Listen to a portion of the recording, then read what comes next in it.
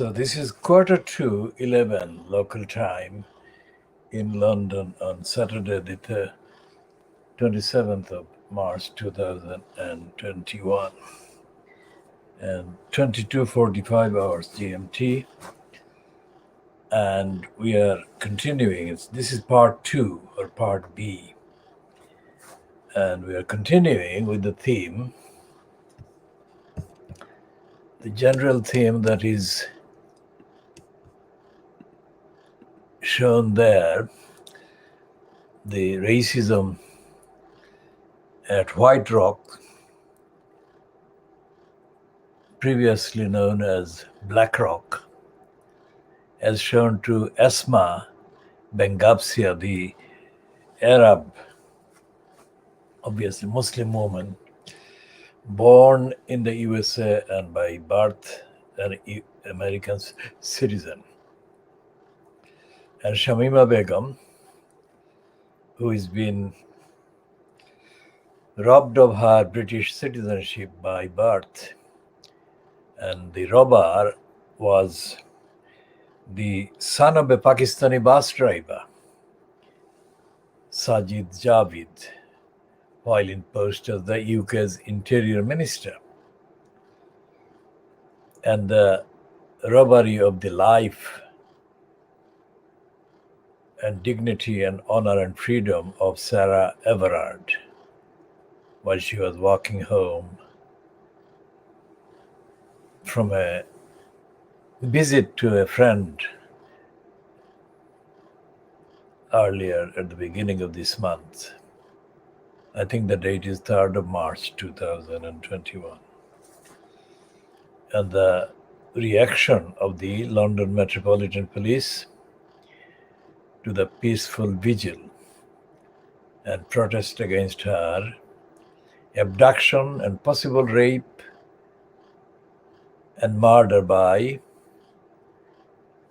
this is chilling, a so-called serving policeman in the Metropolitan Police.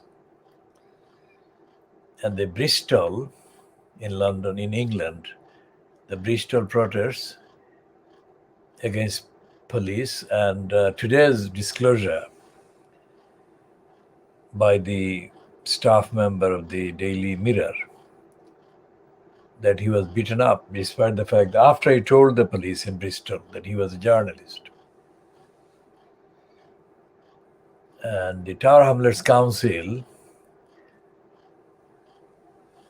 serial neglect of the safeguarding the children duties the Tower Hamlets Council owed to the 4 schoolgirls, including Shamima Begum, over a period of about 10 years. And we are concerned about the fact that it wasn't a one-off. Tower Hamlets Council in East London, one of the London boroughs, or one of the England local boroughs, where the people in the population, in the electorate, include significant numbers from Bangladesh, India, and Pakistan. And we are also going to update on the Charlie Hebdo cartoon of the Prophet of Islam, peace be on him, which was shown to a class by a teacher in a school in Batley in West Yorkshire. And the speed with which the current UK cabinet member, at the expense of education, Gavin Williamson, who looks like the actor Michael Crawford, the lead player in the series, BBC series, 1970s series, Some Mothers Do Have 'Em. And the assorted other revelations about the corrupt the racist and the unaccountable judicial bureaucracy in the UK, and similar issues. And finally, the question of Tower Hamlets Council being currently lumbered with the corrupt post of elected mayor. It is possible to remove that post only if genuine campaign is done currently,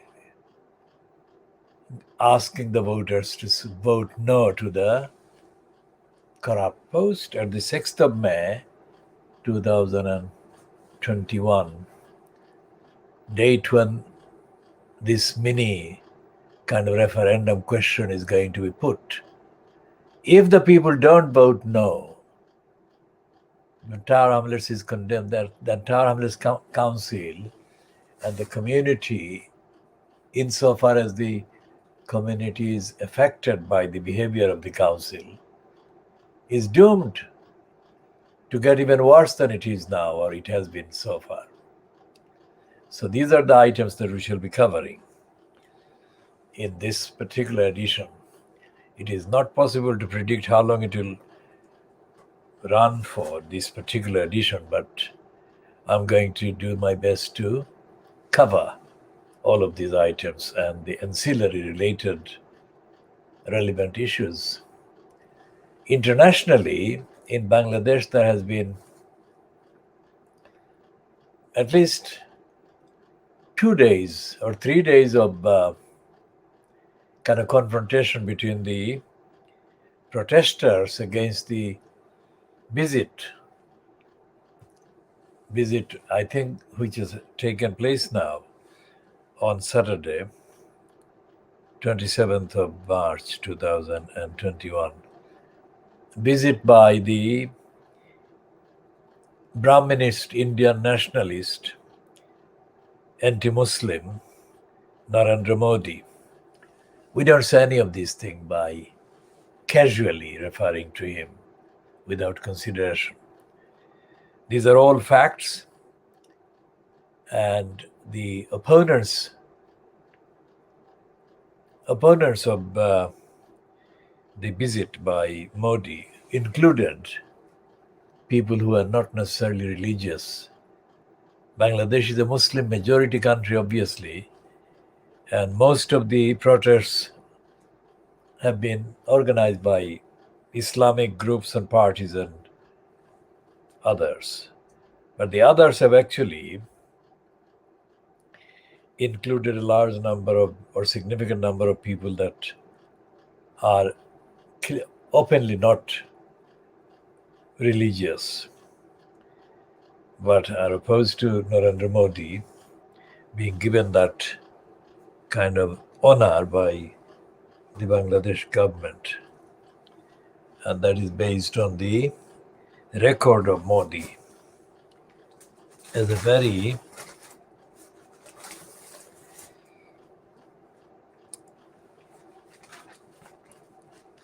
inappropriate kind of guest. I mean, factually, Modi is the one that flew to Rangoon, which is renamed now as Yangon by the Burmese kind of regime, shortly after the international news kind of media began to publish the main report that the Burmese had carried out a genocide against the Muslim Rohingyas. And Modi flew to Rangoon and congratulated the leader of the genocidist regime, Aung San Suu Kyi. And Modi has, since 2017, the year of the genocide of the Rohingyas, has been regularly creating pretexts to attack the Rohingya refugees. in parts of India. The largest number of refugees from Rohingya are located in a place called Cox's Bazar in the Chittagong region in Bangladesh, which is geographically, physically the nearest to Rohingya on the borders. And the Rohingya state, a region in Burma, is called Rakhine state. But it has been an area populated by Muslims in Burma. They're Burmese Muslims for hundreds of years. And the fact that it has been so is evident in the references to the invasion by the Muslims in what is now the Rohingya area or Rakhine state to what is now Bangladesh, various parts of Bangladesh, hundreds of years ago, 100 years ago, 150 years ago. And there are various legends and various tales and children's rhymes about that. So the genocidist Burmese claim that the Rohingyas were Bangladeshis who had infiltrated Burma recently is a complete, absolute, intentional, anti-Muslim, illegal, criminal lie.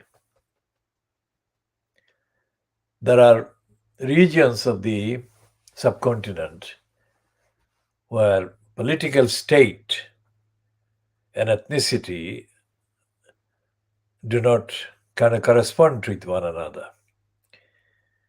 I mean, people from not just the subcontinent, but into the kind of areas that include Iran and going to Saudi Arabia and Iraq, and to the northwest, Kurdistan, and into Turkey, and then to the north and Central Asia. All these countries with a stan, S-T-A-N at the end. These are people ethnically and racially very much kind of from the same or similar backgrounds.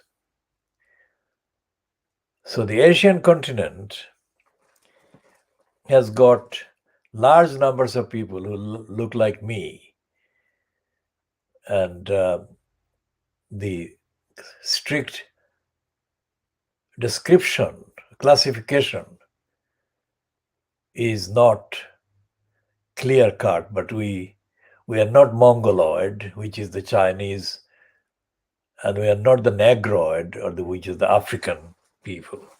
So there are three main groups. So we fall into the Caucasian in that kind of classification. So the people in Burma are, on the one side, the majority numerically are the Mongoloids, and the Rohingyas are mainly Caucasian. The pigmentation is different. Obviously, it varies, but the majority of the Rohingyas are Caucasian. And that is not evidence in any way that the Caucasian Rohingyas, because of their ethnicity, are therefore not Burmese. And you go to all the other countries in the Southeast Asian region, and the Mongoloids are the majority, but they're not exclusively so. And if you go to Indonesia and you go to Malaysia and other parts, you will find a mixture of people from the Caucasian and the Mongoloid kind of backgrounds, and there are mixed parentage and mixed ancestries. And in the Uyghur region, where the Han Chinese have been persecuting the Muslim Uyghurs, you have got predominantly the main ethnicity origin includes significant Turkish background people. And the Turkish background people and the Arabic kind of background people mixed, predominantly Caucasian. And when the Spanish kind of Arab presence in Spain occurred, the composition of the religion of the population obviously underwent change, and a very significant Muslim presence became evident in everything, architecture, of course, in human beings, and so on. So the Muslim population in Spain, although they have been slaughtered, massacred, and genocided by the Christians later, the Muslims of Spain cannot be described as not Spanish or as being Arab or as being Turkish. So the whole world has got people of different ethnic backgrounds, faith backgrounds, but they are not to be confused with people of the countries of their ancestors. So we come back to the first name, Esma Bengabsia. She was ridiculed for not wearing a kind of Christian gear during Christmas by her co-workers or so-called co-workers at White Rock in the USA. And she was targeted because she was of Arab origin and she was a Muslim. And of course, she was a woman. And she was, in all those titles and descriptions and categories, she was numerically in a very small minority. And the fact that White Rock has the audacity, the contemptible and contemptuous audacity this month to say that they are going to address the issue of diversity proves that they are more racist and more brazen and more corrupt and more criminal in their outlook than Thomas Babington Macaulay was in the 1830s, when he said that he was foisting the English education system for the subcontinent, aimed to turn the Indians, that is the people of the subcontinent, including those who look like me, looking like me on the outside and on the inside, becoming English in a brainwashed, completely coconut way. And the coconut way exemplified by the likes of Sajid Javid and Priti Patel. I mean, one of the current conservative, anti-Muslim, racist, sub-intelligent members of parliament who really looks very unpleasant, let's put it this way. And it goes with his unpleasant rhetoric and hateful kind of opinion and attitude and outlook. And this man has been, Edward Gardiner, to say his name. He has been given the space and the media to spew against the most vulnerable people, the refugees and the asylum seekers. So, Every single statement that Priti Patel makes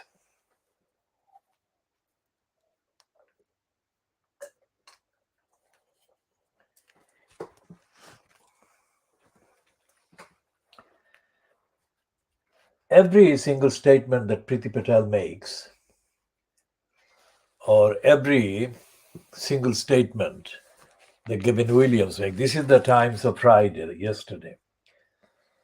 But this is the front page that I'm holding up there to go with the commentary and the diagnosis. So every single statement that Priti Patel, the UK Interior Minister in the cabinet of the Boris Johnson cabal, is a hostile statement. And it's a racist statement that is only describable on the evidence as being part of the script of the National Front and the British movement of the 1970s and 1980s. And when Cameron took residence at number 10 Downing Street in May 2010, after the racist Gordon Brown kind of collapsed and came apart because the mixture of his racism and his capitulation to the racist agenda and his failure to represent a coherent internationalist narrative against racism and racist backwardness and hostility of environment. When Cameron took over, Cameron's first things were one visit to Tower Hamlets, East London, number 28 Commercial Street, London E1, where the Toynbee Hall is based. And there he mounted, at the beginning of 2011, only a few months after he took over,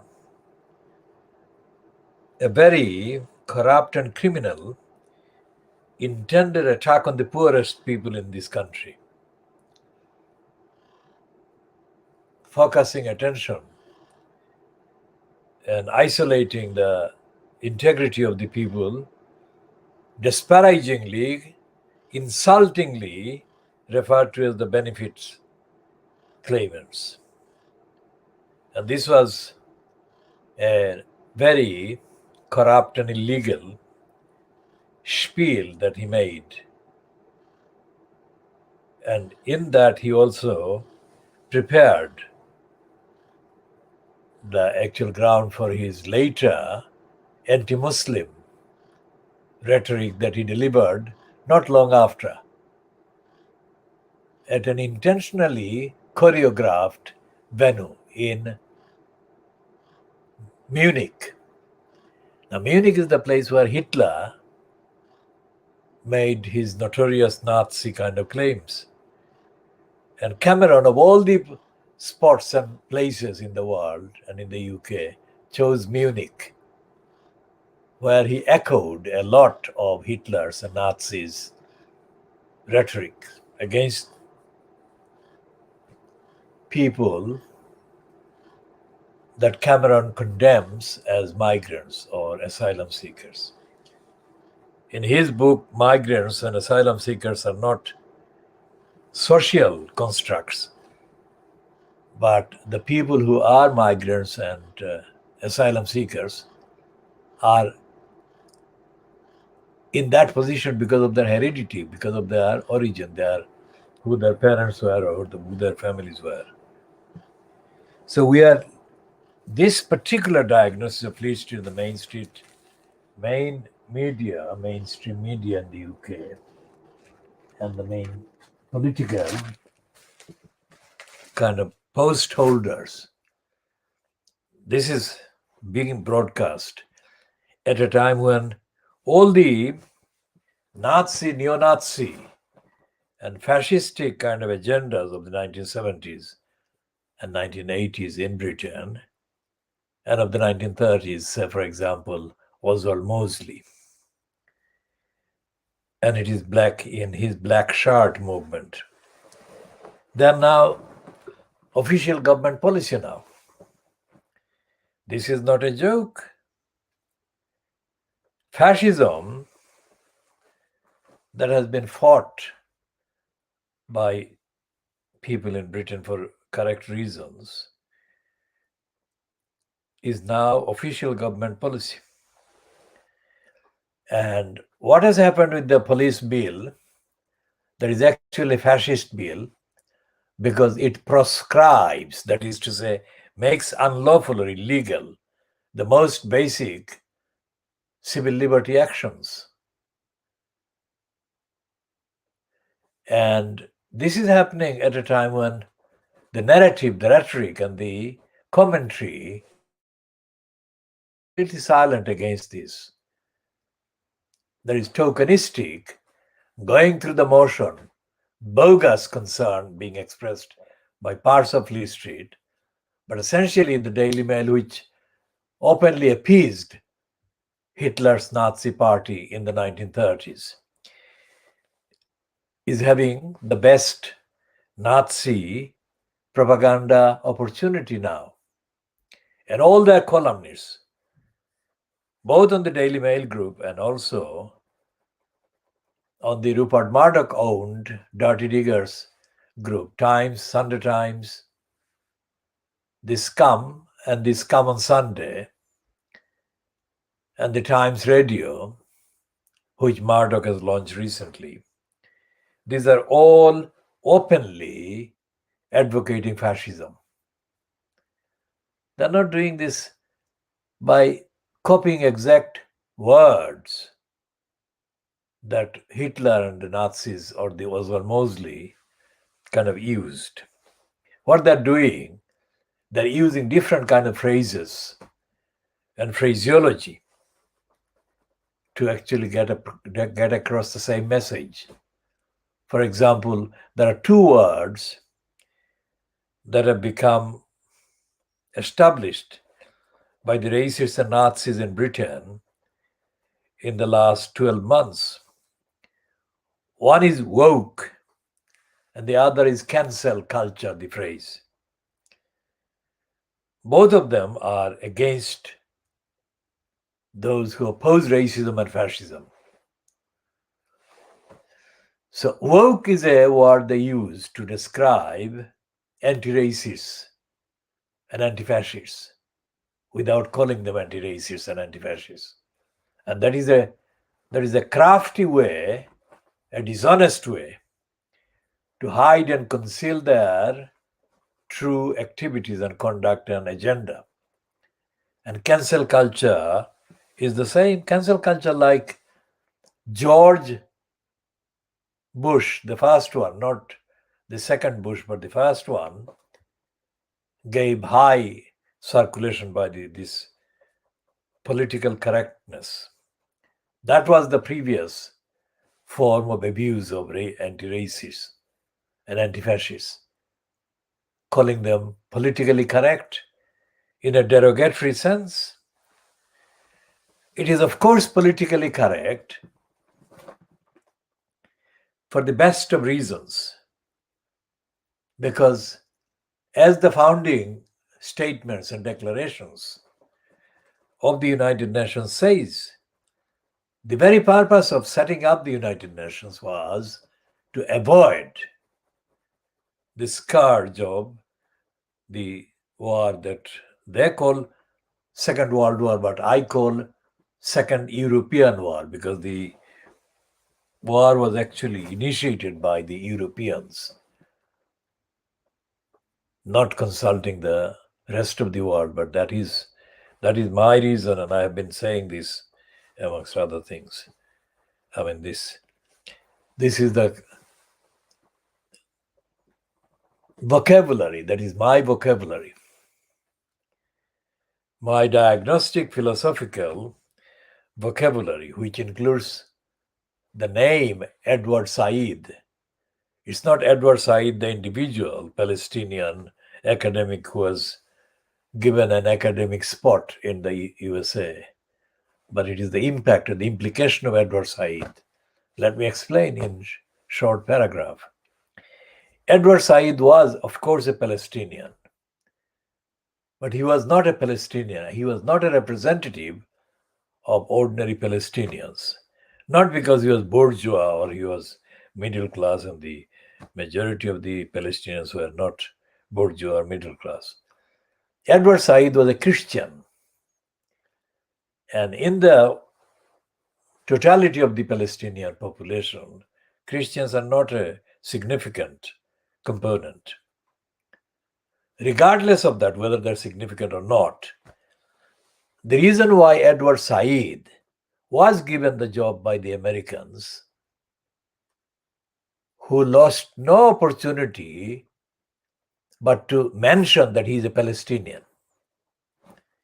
is dubious and corrupt and absolutely linked with the anti-Muslim agenda, the crusade agenda. That was to show that the otherwise anti-Palestinian kind of Western institutions were really comfortable and had an academic, Palestinian academic. It is the diversity deception. But they were using Edward Said, not him. Remember, I'm making a distinction, because one of his works is the Orientalists. So he did make some original contributions and did some original thinking, etc. But the reason why the racists in the USA and the UK and across Western Europe and the remote kind of colonies like in Australia and South Africa and New Zealand, the reason why they over mentioned Edward Said was to show that they were not against the Palestinians, which was an absolute lie. They were against the Palestinians, and they still are. But they used Edward Said to promote their corrupt, racist, anti-Muslim agenda and narrative. So, Esma Bengabsia is not encountering racism or anti-Muslim hatred in America for the first time. She is not the first Muslim, let's say. In Canada, over the border, an Arab Muslim woman was the subject of a lot of discrimination, which I have covered and which I drew attention to in this country. And this is not a one-off thing. The Canadian Muslim woman was not probably born in Canada, but many Muslims born in Canada and those who come to Canada from Muslim countries or backgrounds are treated in the same discriminatory, hostile way. And no matter how trendy the Trudeau child is in his various pretensions, he is a racist, he is an anti-Muslim, as any of the others in Canada, in the Canadian judiciary, the Canadian parliament, Canadian media, and the Canadian governments. And it's not just one part of Canada, it's right across the country. And despite the fact that Justin Trudeau kind of politically made an opportunistic stance to come across as better than Trump by making bogus kind of gestures showing that he was tolerant of Muslims. The hostility against Muslims in Canada remains unabated. And the Canadian media, the Canadian television executives, Canadian television presenters, journalists, so-called, they're all of them are racistly hostile, and they are patronizing of the Muslims. So, for example, the type of person they welcome, just like the Edward Said kind of, let's say, syndrome. The Edward Said syndrome is repeated over time. I mean, it's not just Edward Said himself that they have been abusing or exploiting. So in the last 18 months, let's say, or 2 years, I mean, definitely before the pandemic, there was a woman from an Arab country who was rescued from a country in either Thailand or one of the Southeast Asian countries, where she was able to use the internet and Twitter, Facebook, whatever, to highlight her plight. And she was eventually rescued by the Canadians who gave her a home. But the way the anti-Muslim Canadian women paraded her and exploited her was absolutely stunning. I'm not going to give the details of that because it can be all found if you look up. I'm just giving a reference. So, and even Biden has behaved like Trump, in the case of the murder of Jamal Khashoggi, the Saudi Arabian journalist who was murdered on the order of the Saudi member concerned, so-called Crown Prince. Biden said he is not going to do anything. He has published the American internal security reports confirming who ordered the murder, which act, that is the publication of the name, etc., or the reports, were withheld or suppressed by Trump. That's the only difference. Trump suppressed the report, but Biden lifted the suppression, published the report, but then did the same thing as Trump. He didn't want to take any action against the Saudi royal families or Saudi governments or the states' murder. Same thing with the so-called ruler of Dubai, who has been reportedly having at least 2 of his daughters kidnapped and kept captive.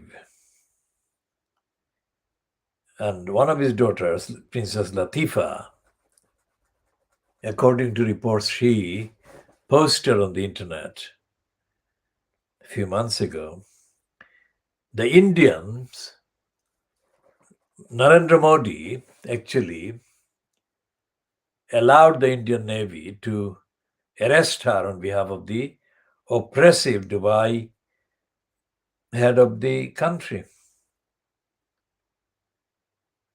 So Modi, who aided the Burmese genocide narrative and commentary, wrongly saying that the genocide followed, that is, it was a response to Islamist extremists that were operating in the Rohingya region.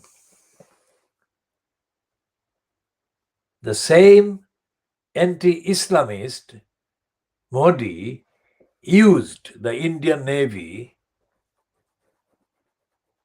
to harass and terrorize and imprison and hand over to her oppressor a woman that was oppressed by a Muslim head of country or head of state. So all of these things are facts, and all these connections I'm making are facts.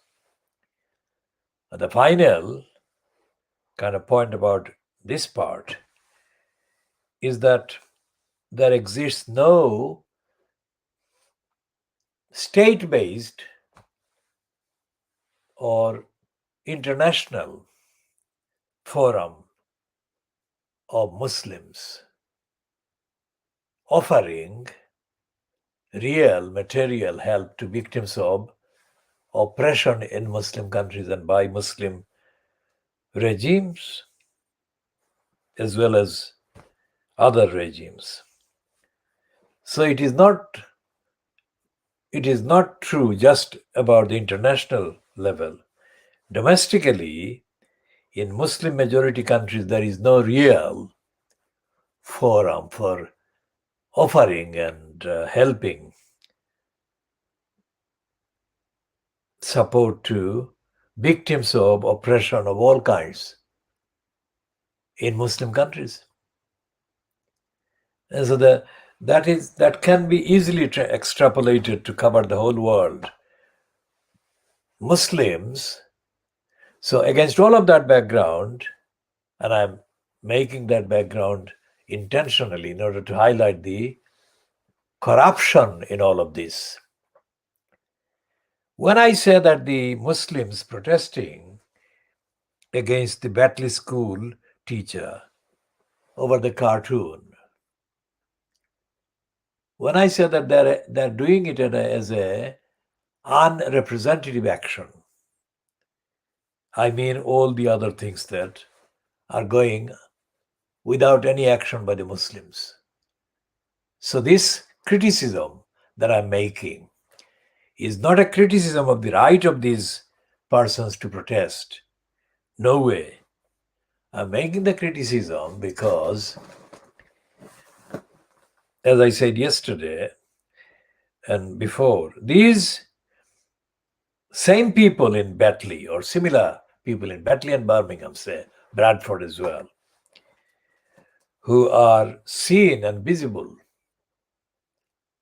as protesting against Christian or white people doing wrong things or anti-Muslim things, are very silent when Muslims do the wrong things. As I said about the whole gang of rapists across the northern English regions, where gangs or gangsters born in Britain to parents of Pakistani descent and origin, targeting mainly white girls whom they abused, sexually abused in the most horrific ways and for too long, too many years. How is it that no Muslim leaders or groups came out in the street with demands for action against these people and the demand for stopping the whatever was giving rise to and allowing these gang and gangsters to do these horrible things to the white girls? I mean, this is absolutely outrageously corrupt and criminal and must never be condoned, and yet it has been condoned. It is still being condoned. So my range of criticism actually includes everyone. It may not be a very entertaining presentation of a picture of the world, but that is the truth. Muslims have absolute every right to protest against intentionally targeted attacks on Muslims for being Muslims, or targeted attacks on Muslims by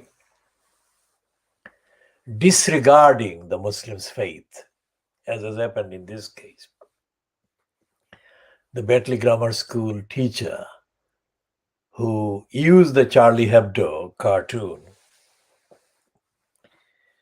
was operating on a brainwashing kind of program that Muslims' sensitivities, particular sensitivities on issues like the Prophet, who has no image, that they didn't exist.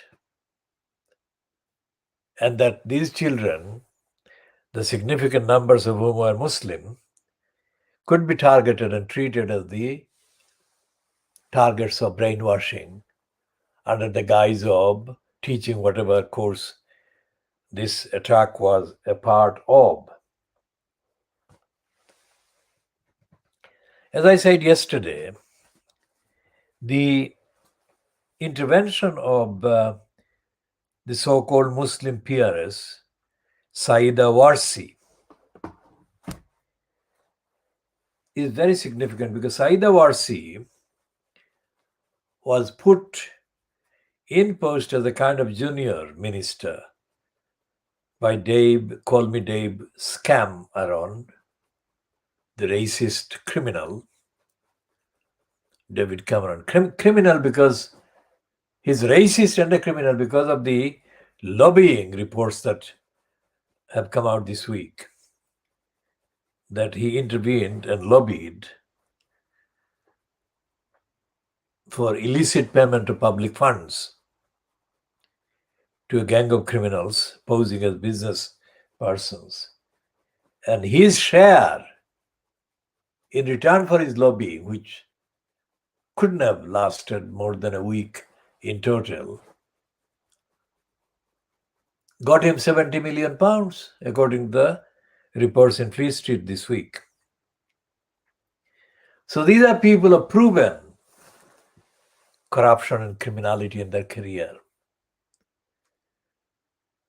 But these same criminals are given a moral height by the contradiction and the dishonesty on the part of the Muslims who stage selective protests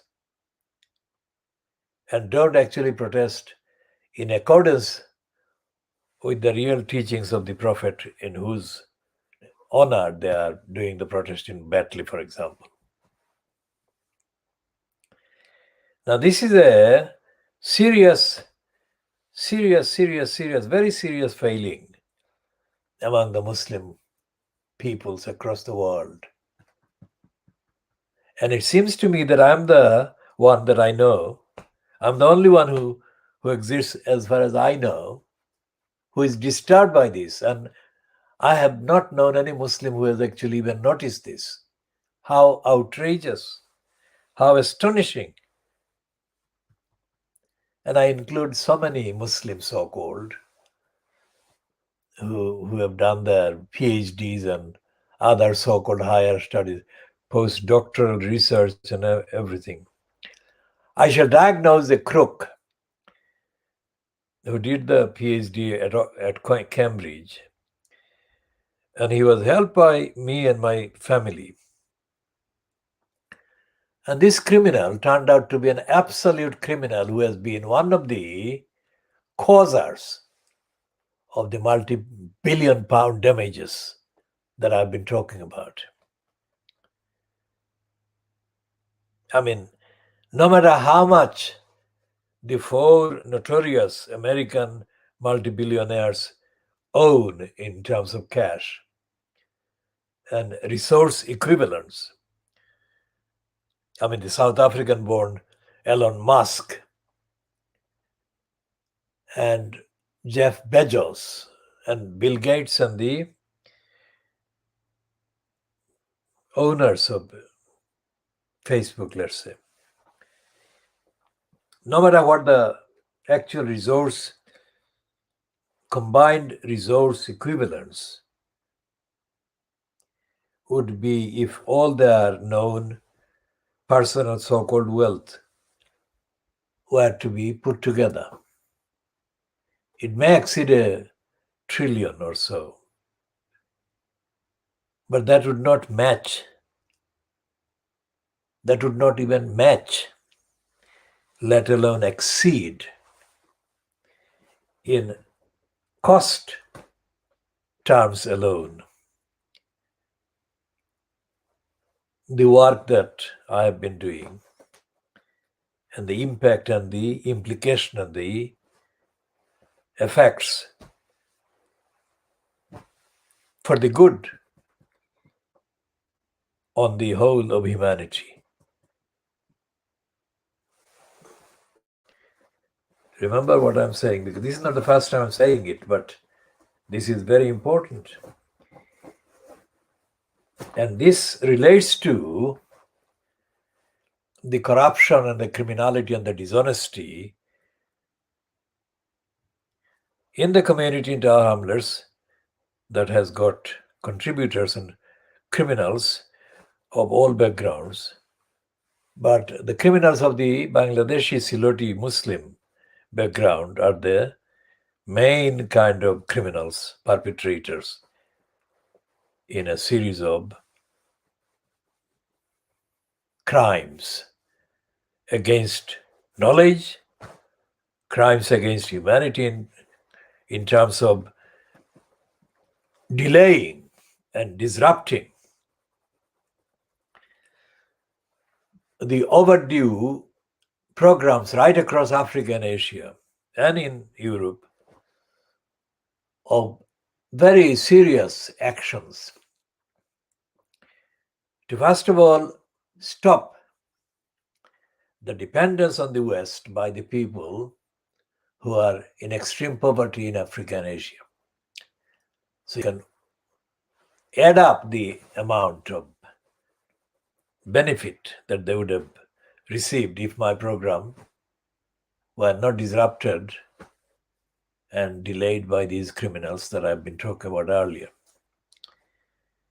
There are anything in Asia and Africa. Asia, of course, is the home of the largest numbers of people on the planet. But the poverty suffered by the people on the planet also exists, of course, across Africa. The number is different. The number is smaller than the number in Asia. And there are various levels and various facets of poverty. I mean, poverty is material poverty, food poverty, shortage of housing, etc. But there is this intellectual poverty, the poverty of thinking, poverty of thought and thinking, and the freedom to think about the whole community and whole humanity other than just for yourself. That is the impediment that has been fostered and perpetuated for a very long time, too long. People talk about poverty just in terms of food and shelter. But the serious, real poverty is the removal of the potential to think independently and think generously and think about the whole world, not about yourself. Now, you cannot do that if you are restrained and constrained and limited and deprived and kept in starvation yourself. There has to be a significant level of kind of freedom from shortage of food, shortage of shelter, etc. And freedom from a disruption, harassment.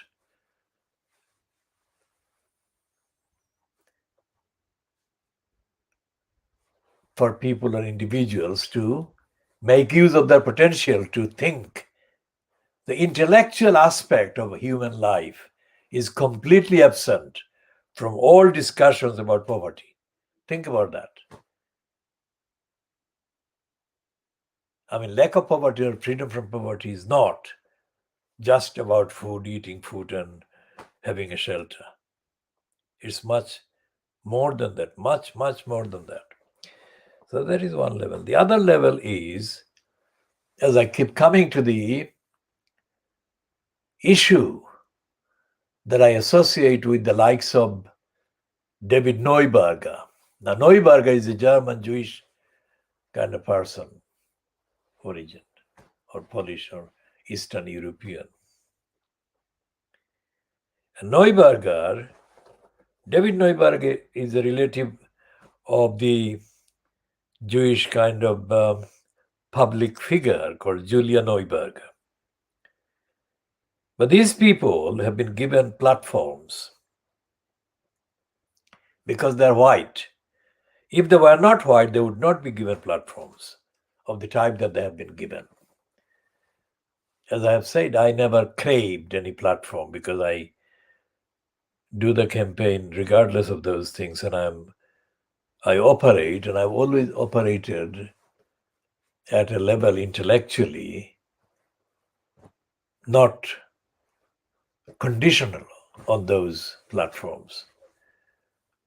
But most of the people in my knowledge, with the background, that general backgrounds that I am from, in terms of the country, the ethnicity, and other things, would not be given the platforms that Neubergers have been given.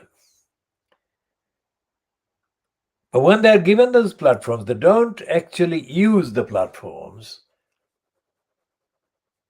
and they have never used the platforms, evidentially I'm saying, to recognize or equally recognize people from Africa and Asia. So it's similar to what Edward Said did, but Edward Said at least occasionally referred to Palestinians. And what is happening in the current fascist surge, operated by Fleet Street, operated by the BBC, operated even by the Guardian and the academics and the political parties, of course, the main one being the Conservative Party, but not exclusively the Conservative. The Labour Party, so-called, is an active aider and abetter, as are the so-called left groups in the country. As I said earlier, the Socialist Workers' Party, on its records, has been a contributor to the secret service and a saboteur against the self-determining activities and campaigns organized by people of African and Asian backgrounds. And so this program, this is the world exclusive diagnosis of Fleet Street, is doing a number of things at the same time. We are doing the diagnosis of the mainstream media, the Fleet Street papers, and the BBC, incidentally, contextually.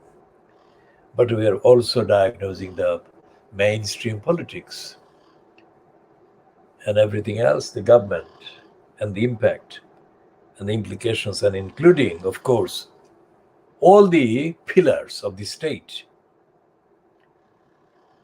or all the estates of the state of the UK. So we go back to the Charlie Hebdo cartoon used from a few years back by the Batley grammar school teacher. And we then come back to the last 10 days or 2 weeks, which is 3-4 years since the Charlie Hebdo cartoon was originally published. And we see the Fleet Street hostility to Charlie Hebdo. Why? Was it because they realized 5 years later that the Muslims were correct to condemn Charlie Hebdo? No. The Charlie Hebdo name remained, and its particular approach to cartooning remained unchanged in terms of the style and the reliance on topical news for getting into the headlines by doing something topically, the talking point, or topically being discussed by the ordinary media. Charlie Hebdo is not an ordinary media, it's a periodical. But the difference is that Unlike the daily print media in France, Charlie Hebdo, the print media, publishes very occasionally, but not kind of consistently occasionally. It manages sometimes to hit the jackpot of attention, which is the test whether it has been successful or not. And it got the cartoon about Brenda, that is Queen Elizabeth II, sitting on the neck of a cartoon figure of Meghan Markle. Well, Meghan Markle is saying she can't breathe, which is absolutely almost perfect timing and perfect kind of parallels and illustration. Because the man who died in Minneapolis, who was killed by a policeman, white policeman, sitting on his neck, while he, the victim, George Floyd, complained that he couldn't breathe.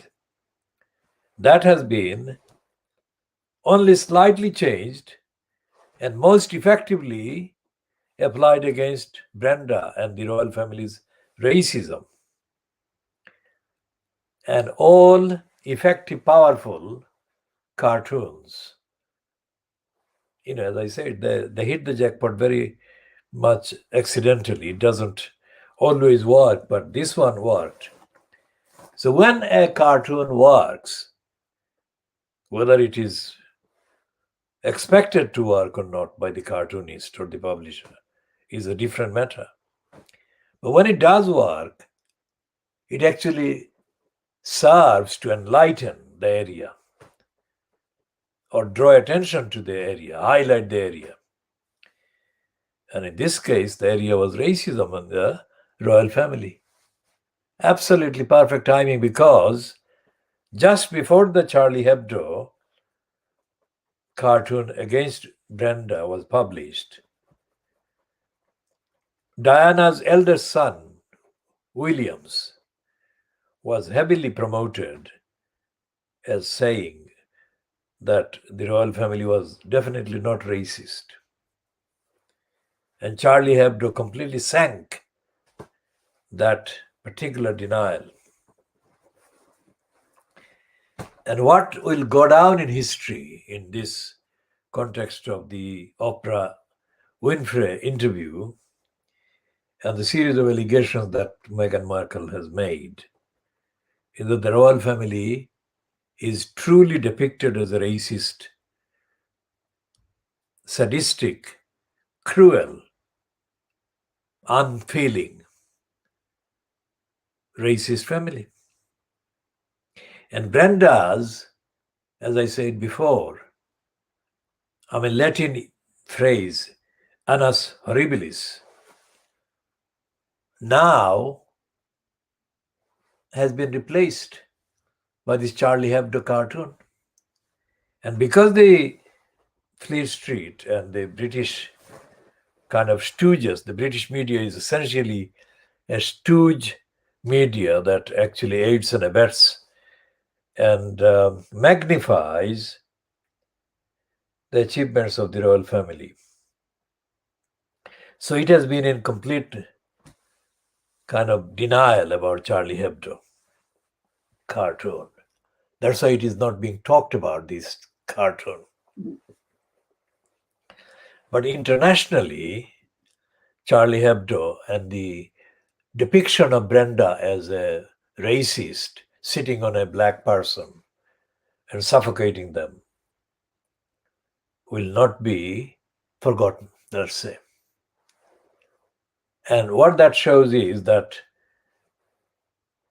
while the domestic Fleet Street and Parliament and the judiciary are all colluding with the racists, one racist colluding with another racist arm of the state or agency, internationally, various interventions like Charlie Hebdo's intervention from France, just across the small waters here, or the major intervention via the Oprah Winfrey interview.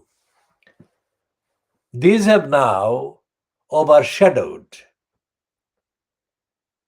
the crass and stupid self-confidence and state of denial by Brenda's family.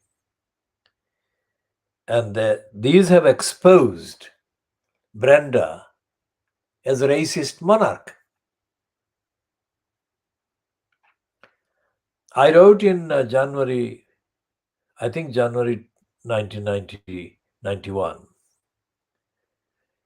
a piece on the front page of the weekly Adhikar, that is Rights, based on the statement by a then Labour Party member of Parliament who asked the Queen, remember that was 91, beginning of 91. So it's, 1981. Yes, 1980, December 19th, 1980, was the date of the first edition of the weekly Adhikar being published. So 2 weeks, the third week, I think, of the Adhikar was published in January 1981, not 91.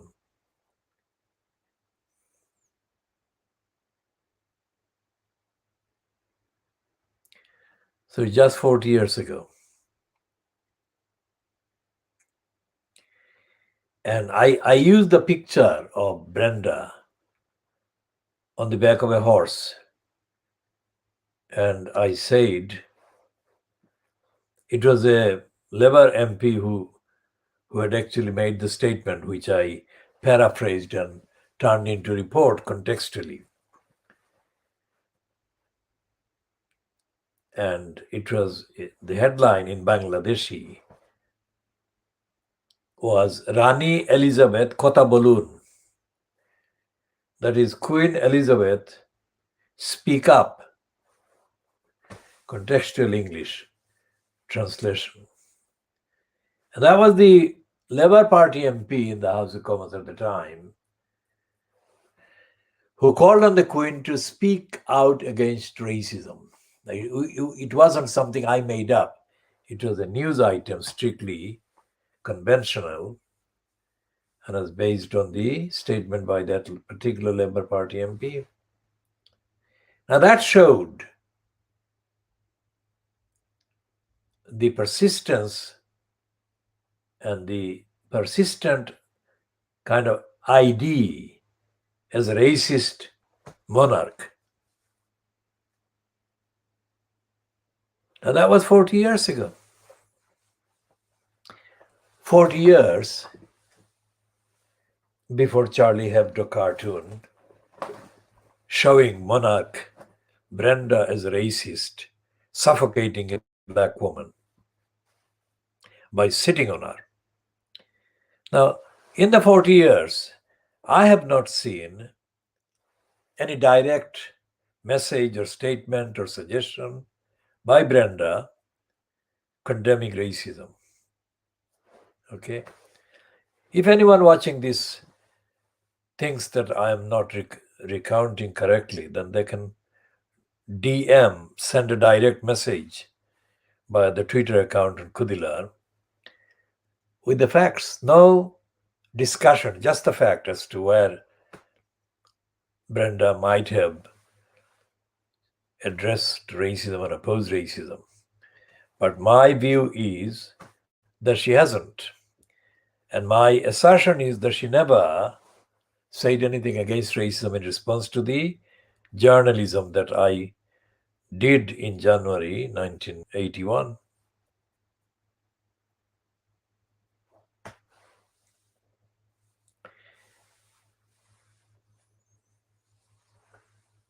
Now, compared to the racists, the obvious racists, Fleet Street and their counterparts in the broadcasting media, and the counterparts in print, even in France and in Washington, D.C., in New York, in Los Angeles, just to mention some of the key kind of capitals or locations or metropolitan addresses where the main print media are based at.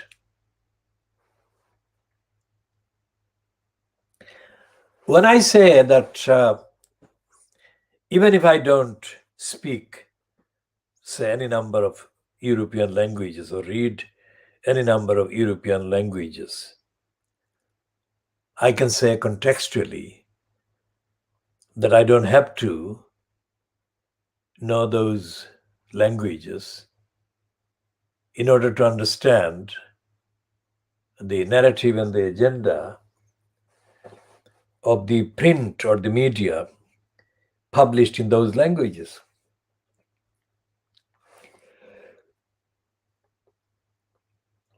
Because the evidence of the last several decades of my daily study, examination, and diagnosis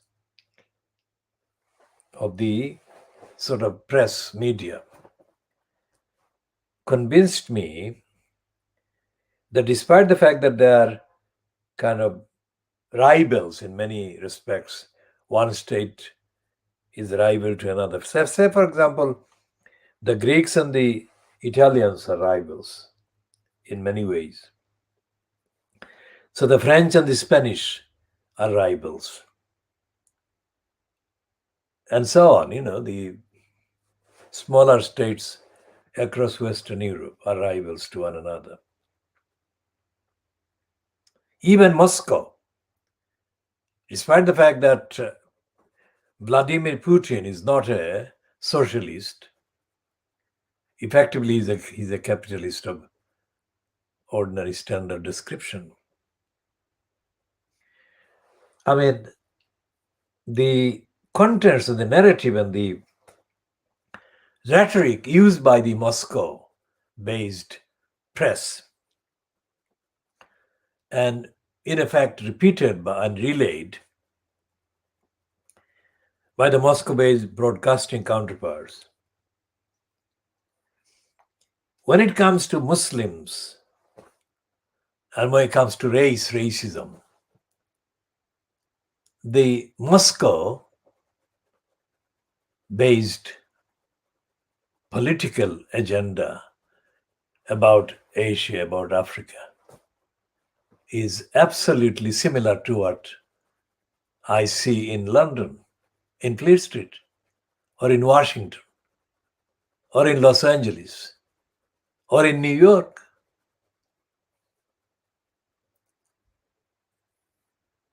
Now, that is not to say that the Indian equivalents, the press, are Indian in their coverage against Muslims.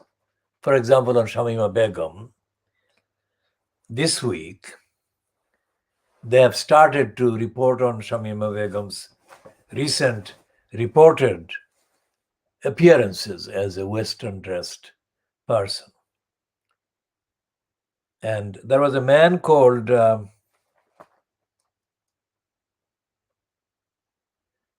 there was a sycophant for a very long time, for 40 years or so. A man who was the editor and publisher of a thing called the Blitz, Rk Karangia. Now, I'm not presenting this based on a script, I'm speaking from memory. So you can imagine that Karangia was a name that I was coming across quite often for a very long time. Rk Karangia was not a Hindu, not a Brahmin, but he converted to Hinduism late in his life. He was actually of a fire worshipping religious background, that is Parsi. He was a religious Parsi background. same as freak dondi. Now, Haque KhoodeelaarTV published what Fox News is known as currently in the USA, or even worse, more ferocious and corrupt propaganda sheet for the narrative of the Nehru family and Nehru dynasty.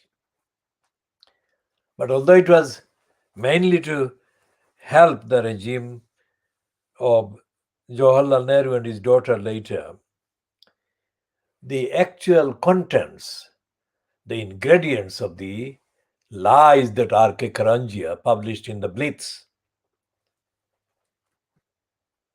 gave the first persistent platform for what to become the BJP. Although it wasn't BJP as such or Hindu nationalist, but it was full of anti-Muslim hatred throughout. While the party political line that Haque KhoodeelaarTV ran was mainly in support of the Congress party at the center. So Haque KhoodeelaarTV is long dead, but his name, the Blitz, is still there. So this week, the Blitz says, caught up on Shamima Begum and has done a very anti-Muslim, corrupt, untruthful, fictitious attack on Shamima Begum. Not because they've got any evidence to substantiate anything about her, but the fact that she's a Muslim is enough for them to have a go at her, go to town against her. And I say that strictly as a contextual reference. And so therefore the other Indian kind of press, mainstream press and broadcasting outlet are going to be unsympathetic to any campaign for justice for children like Shamima Begum, because our campaign for these 4 girls, that we have been campaigning for the 4 girls, justice for the 4 girls, is from, let's say, the calendar year 2010 up to 26th of February this year, when the Supreme Court actually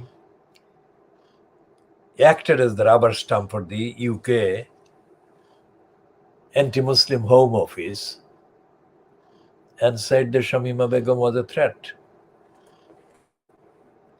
to national security. Now there is no evidence. And this is the one, this line is being repeated by the Indian anti-Muslim fascist propaganda outlets, as typified in today's post, carried by the current form of the legacy of Haque KhoodeelaarTV, the Blitz. Now the stupidity of the Bangladesh kind of counterparts of the so-called press is evident in the fact that so many of the Bangladesh-based or Dhaka-based titles are named in imitation of Indian titles. So there is a kind of form of a blitz in Bangladesh. It's nothing like the original, but except in the dishonesty.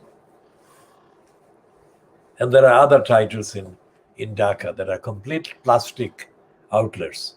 One of the main reasons why I don't actually discuss any of the Bangladesh-based titles is because I know them more than I know the Indian ones or the Pakistani ones, because I was, for a significant number of years, actively engaged in finding out the truth and publishing.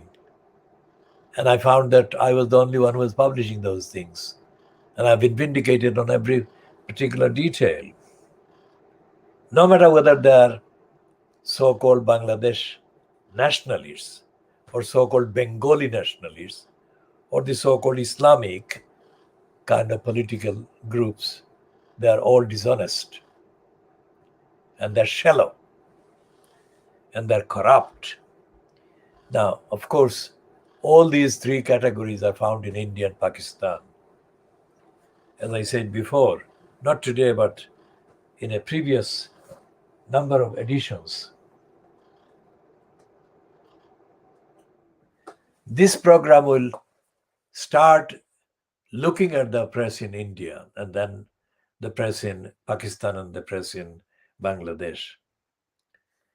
I mean, when I say that looking at the press, it includes, of course, looking at the politicians and the political individuals and careerists in place and in posts at the time. And the fact that when he took over as Prime Minister, Imran Khan actually issued a couple of statements that went down very well internationally, because they were seen as refreshing departures from the corrupt years of Pakistan politics. That was at the beginning. And even our platforms, not this program, because the program didn't exist at the time that Imran Khan got in. But he posted on our Facebook and Twitter accounts commending factually as a reference those particular statements that Imran Khan made upon getting into the office of Prime Minister.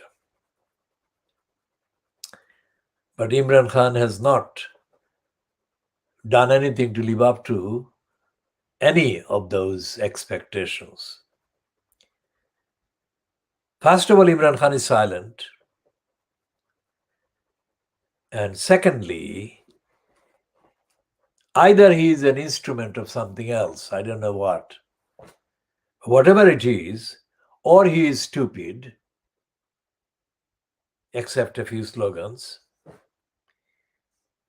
He doesn't have to listen to me. But I'm sure that other people have said things very similar to what I said a few times when I commented on him on this broadcast. And the one comment that I'll refer to here in this period, because this is 27th of March, so it's very near 25th of March, which has been marked in Bangladesh as the 50th anniversary. When Imran Khan allowed one Pakistani general recently to say publicly that the relationship by Pakistan with India should be kind of changed. What he meant was that the tense relationship should be changed by a cordial or calm relationship. That was a good move, good diplomatic move by any country about their neighbors. And as a student, an active student of international law and politics and history, I think that is how it should move.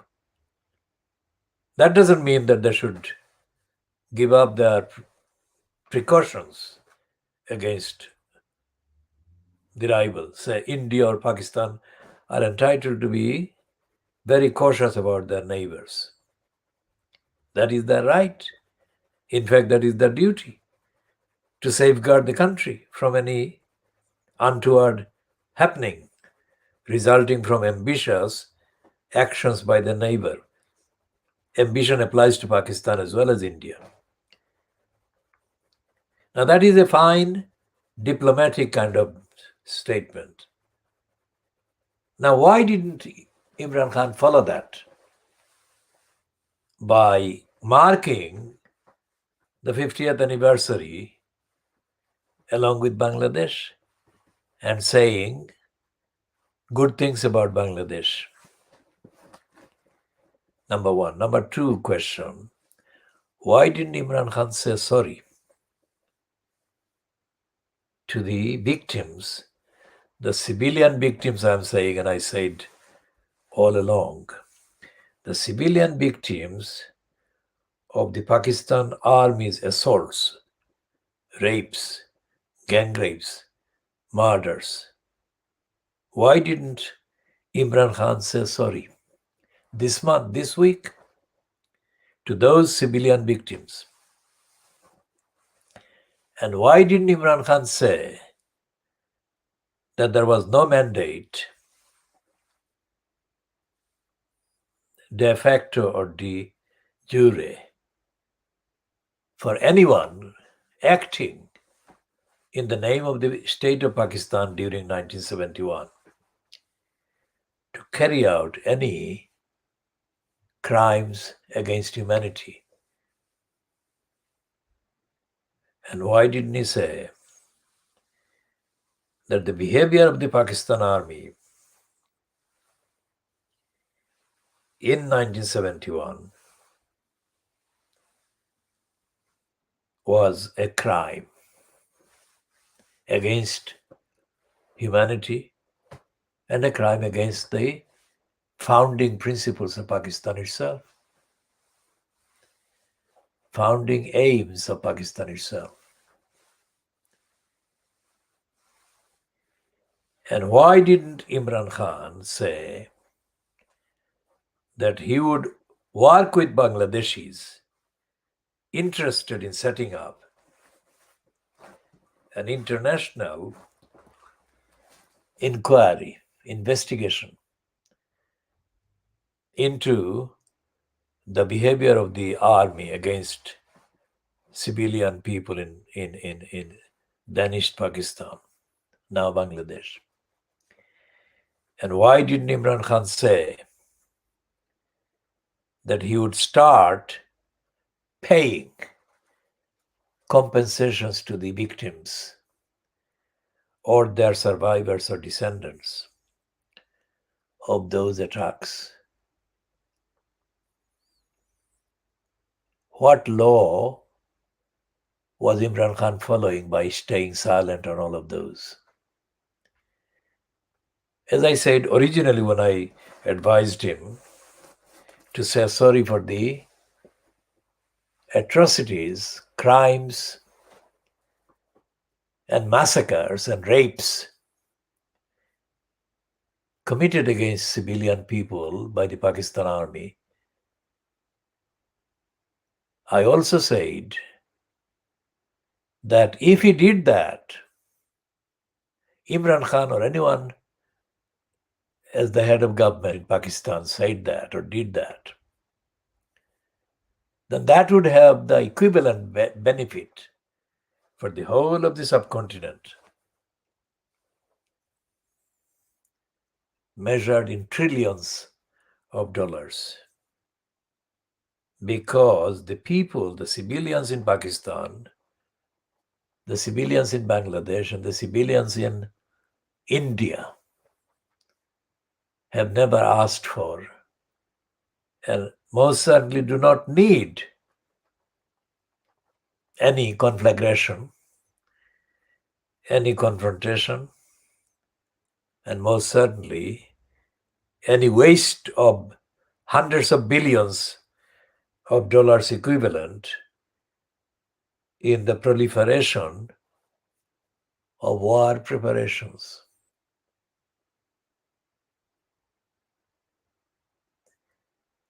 I mean, that is the only chapter 1 of my general observation and advice. What is happening in the subcontinent, as I have been saying, is these three major countries in terms of population and in terms of size, they have unforgivable numbers of people in poverty and hunger and starvation, all three of them. And migration is not an answer. And migration is caused in the main by instability, uncertainty, unsettlement, displacement, degeneration, caused in the country, in the region, in the state. And neither Bangladesh nor India nor Pakistan is addressing any of these. And with the exception of, my intervention in 1977 was probably the last Commonwealth-wide intervention, because the 1977 heads of government of the Commonwealth countries took place in London. And I confronted the then UK Prime Minister, the racist James Callaghan, as I did the then Indian Prime Minister, Morarji Desai. My conversations with the then President of Bangladesh, Ziaur Rahman, were wider than that, just one topic of racism in Britain. So I'm not including that in this list. I focused when I asked Morarji Desai the question about his government position in relation to the racist attacks on Commonwealth citizens, that is Indians, Pakistanis, Bangladeshi, that are going on in the UK at the time. My question was relatively short in length, but the magnitude of my question could be expressed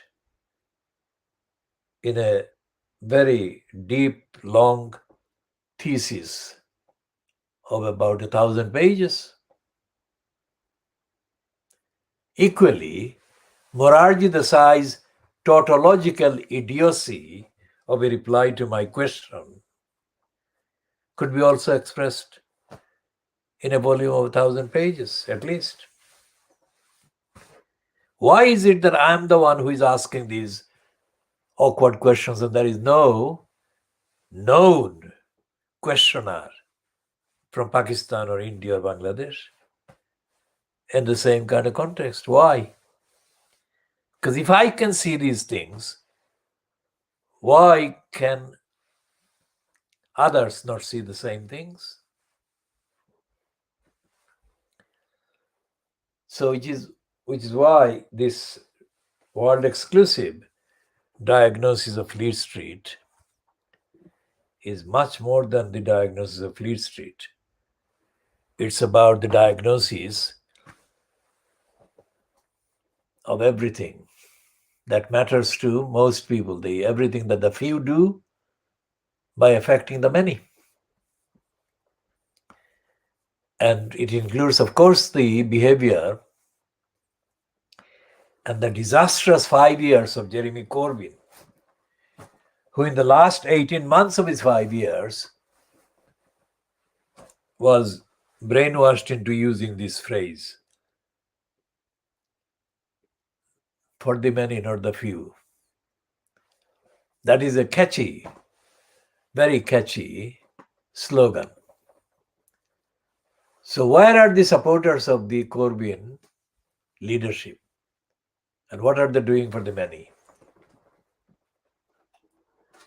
We come back to Tower Hamlets and we ask the question, what are they doing, the Labour Party, doing to represent the many in Tower Hamlets? The answer is a deafening kind of nothing, really. I mean, this is just 4 weeks, maybe just about 5 weeks before the election on the 6th of May. And the question is, election or vote, let's say, whether the mayor system should exist to continue or not. The ideal answer would be no. But as we saw in the May 2010 referendum, the Labour Party were on the face of it saying that they were opposed to the mayor system. But then it later turned out that the leader of the Labour group on Travelers Council at the time, Abbasuddin alias Halal, was making false statements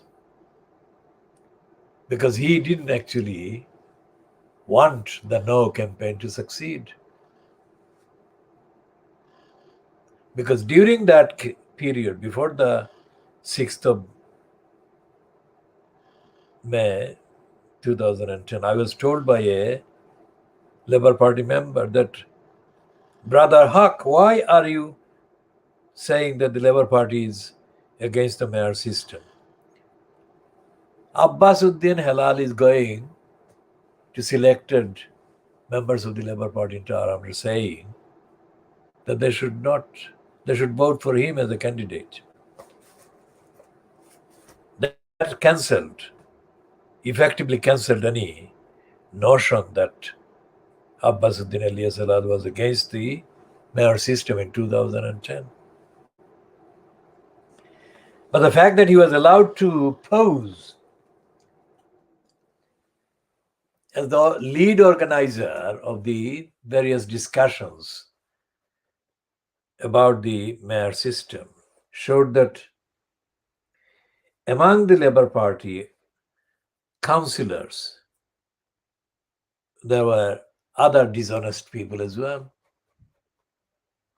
because they too wanted the mayor system, while on the outside they were saying they were against the mayor system. So now, 5 weeks before the 6th of May, several people, as we have posted on the Twitter accounts, in Tower Hamlets Labour Party are saying that they are against the mayor system. And I have to point out that it is quite possible that the lies that were perpetrated in 2010 are being perpetrated even now. If I am wrong in this observation, I will be the most delighted to be found to have been wrong, because I do want the mayor system to be scrapped and the no vote to be the majority vote at the 6th of May 2021 vote or voting. But I don't see any evidence that a lot of people are actually campaigning to scrap the mayor system. That's all I'm saying. And as I said before, if I'm wrong in this observation, because I'm only hypothetically making these comments because the event has not actually happened, but it will be too late if I spoke with evidence after the event. So hypothesis has to be the main basis. And hypothesis informed by the evidence, the substantive, and substantiated evidence as found in the behavior of the Labour Party councillors in 2010. One councillor, who is no longer a councillor but was a councillor and was a campaigner for re-election as a councillor, was a person called Rachel Saunders. Now, Rachel Saunders surfaced in Tower Hamlets as a Labour Party member, say about 20 years ago, thereabouts. And Rachel Saunders is not originally from Tower Hamlets. But because she is white, she automatically found herself established as a member of the controlling faction of the Labour Party in Tower Hamlets, even though the London bureaucracy of the Labour Party has been corrupt and was corrupt and had been responsible for the state of Tower Hamlets Labour Party being kept under special measures. Now, the history of the Labour Party in Tower Hamlets is full of evidence of lying and corruption and dishonesty and racism and anti-Muslim hatred and plotting and all the other things. But Rachel Saunders, during one day of canvassing, one day that I was in the Bow area where a meeting took place, allegedly to discuss the no to the mayor system. And after the meeting, outside the building where the meeting took place, for some reason I found myself standing while Rachel Saunders was standing not far from where I was standing. So I asked her if she was seriously campaigning for no. She didn't answer that one. Instead, she said she was concentrating on getting elected councillor again.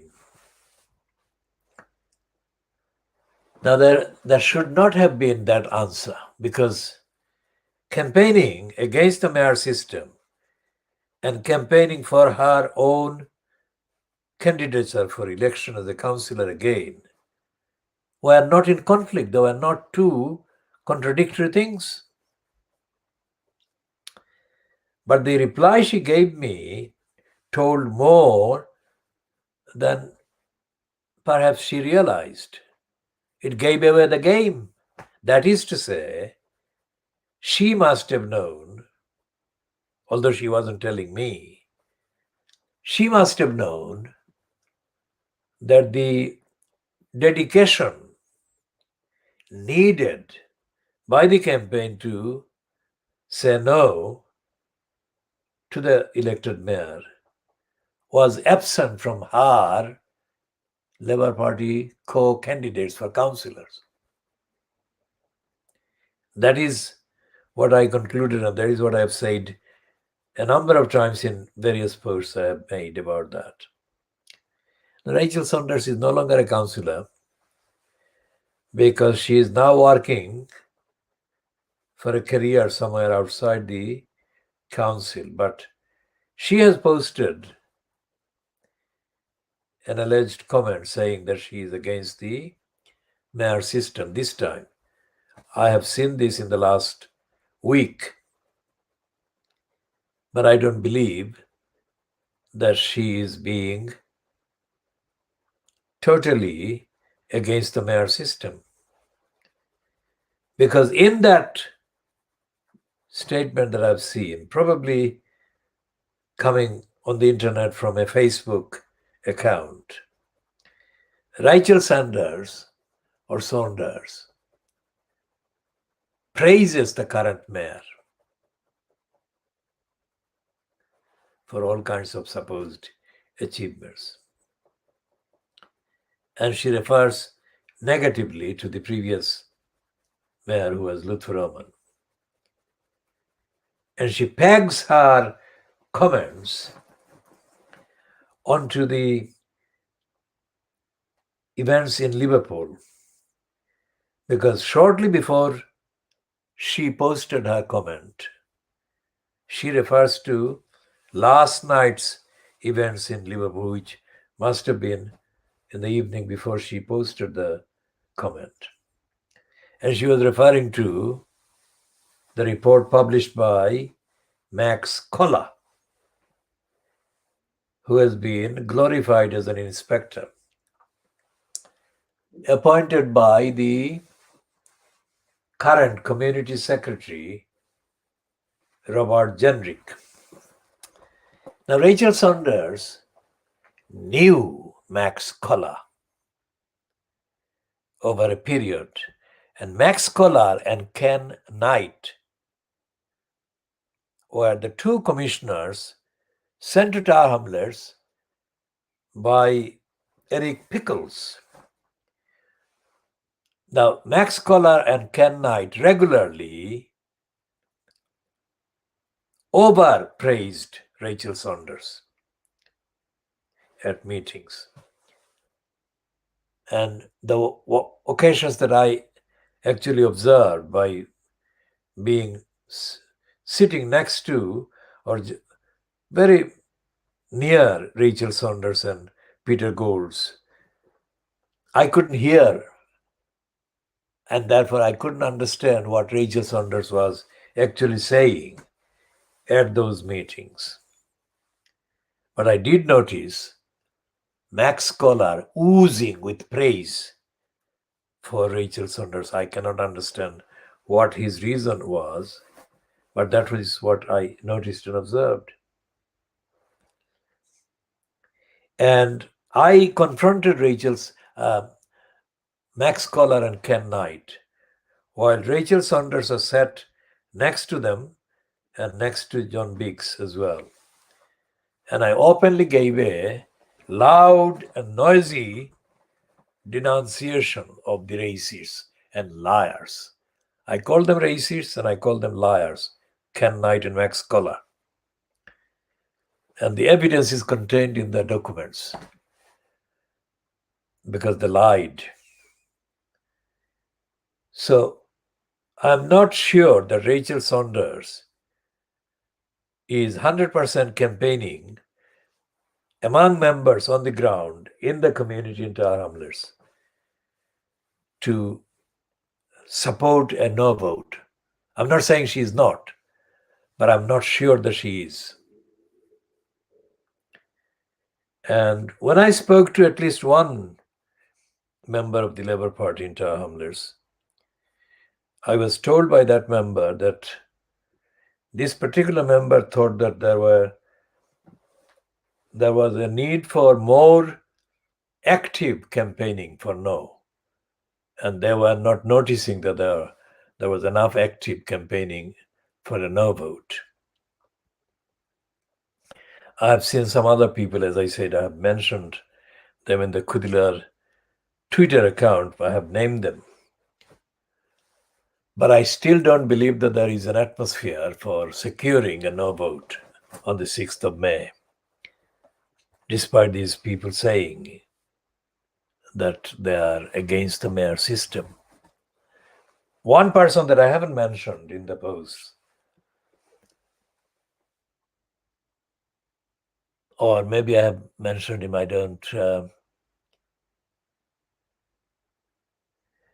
don't remember because I'm not looking at the actual posts now, but I can look later and correct any error that I'm including inadvertently in this particular statement. But overall, what they're saying is not strong enough because the campaign for yes is still going on. And the people who campaign for yes in 2010 are more or less the same individuals. And they are the people who have never apologized for the corruption, misconduct, abuse, and criminality that Lutfur Rahman, as the incumbent elected mayor, did. Remember what the executive mayor is, the elected mayor is. The elected mayor is the chief executive of the council. Full stop. The elected mayor says something and nobody has got a veto against the elected mayor. That's what Lutfur Rahman did for the years When he got in October 2010, so that was calendar year 2010, 11, 12, 13, 14, 15. So it was 6 calendar years that Luthuroman was in post as the elected mayor. Remember, elected mayor within quotation marks, because I don't believe in elected mayor, and I don't believe that Luthuroman, in my view, had the qualifications or the character to get elected at all. And I have outlined and I have detailed and I have named and mentioned several incidents and several individuals, so I don't have to repeat those. And as I say, anyone who thinks that my references to and descriptions in the context of this discussion of the behavior of, within quotation mark, Maulana Shamsul Haq, associated mostly with the Ford Square Mosque in Whitechapel, and the so-called Baroness Pola Munzila Uddin, both of whom appeared to give evidence supporting the contention that Lutfur Rahman was a person of good character during the hearing before Richard Morey.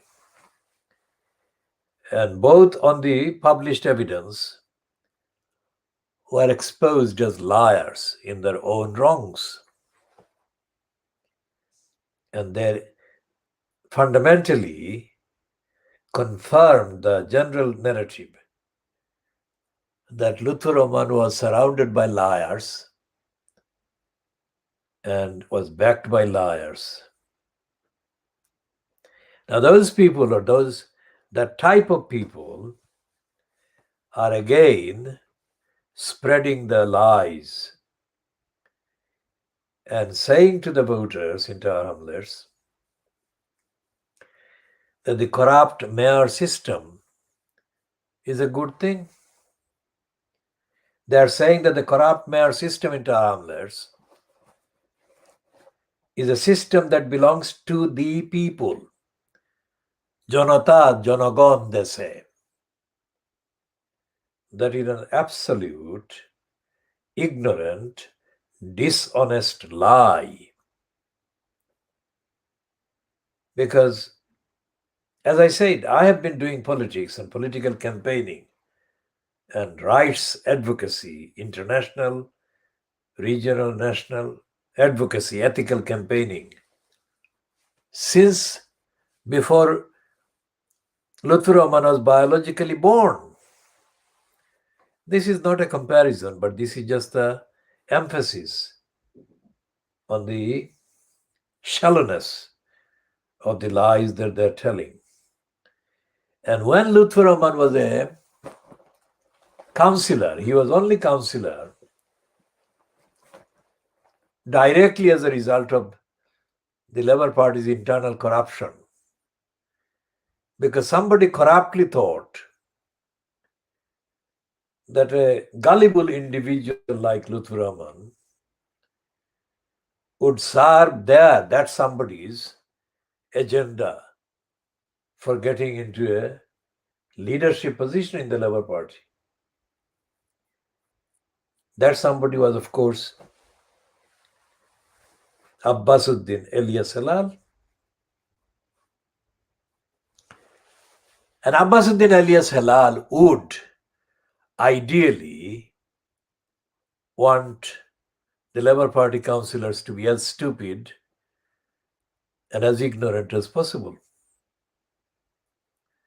Because in that case, that's the scenario Abbasuddin alias Halal worked in for the number of years that he became, quote, leader of the Labour group on Townless Council. He says 4 times. That means that a kind of in Siloti, there is a phrase, Auror Mazahi al Raza. I mean, if you've got a field that has got people of limited abilities, then the person who has got some abilities is more likely to get the top position. So Abbasuddin alias Halal operated on that fallacy for too long. So therefore, I'm not sure that the people, including Abbasuddin alias, who are allegedly saying that they want the mayor system to end, I don't think that they are doing enough work to stop the other side misleading too many people for the vote. I'm not saying that will happen, but it is a kind of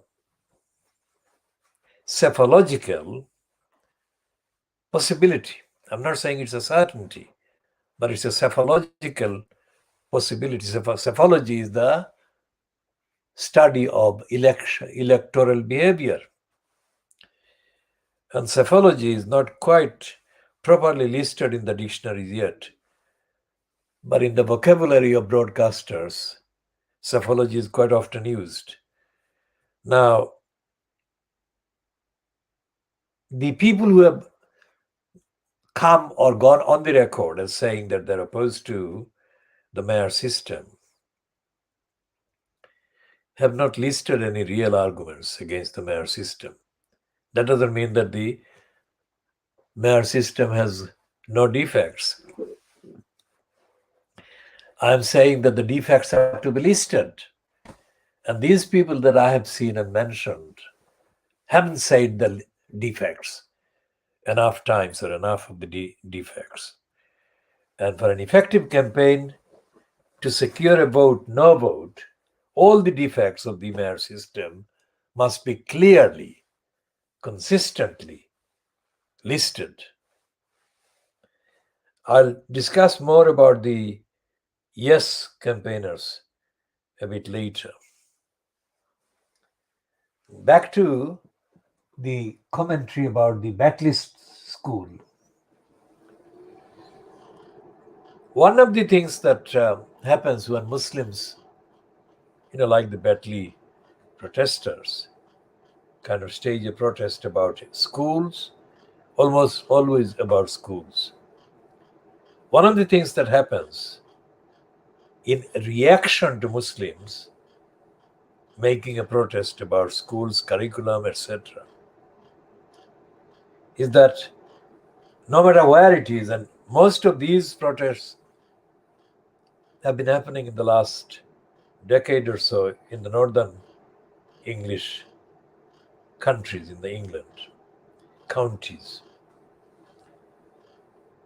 The London-based broadcasting outlets immediately start to operate a program of dismissing and distorting what is happening by way of the main kind of demands by the protesters. And this is happening now with Batley. The woman called Julia, we call her Julia Heartless, and the last part of the double-barreled name we don't pronounce, because our version of her last name amounts to an obscene word. An obscenity is based entirely on her behavior. So we don't want to say that word on the record here, just for decency reason. But Julia Heartless